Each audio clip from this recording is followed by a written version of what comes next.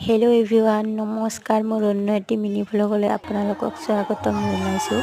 আৰু এয়া আমি গৈ আছোঁ কৃষ্ণৰ মহানাম চাবলৈ।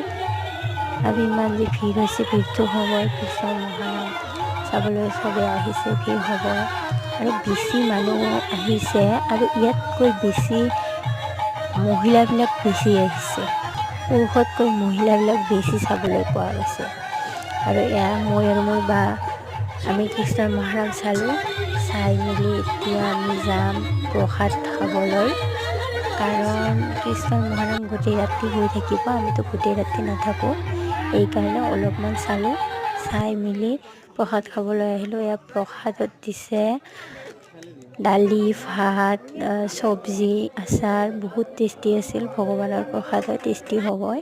তাৰপিছত এজনী পুচকি লগ পালোঁ, ইমান যে হাঁহি মাৰিছে, কিয় বা?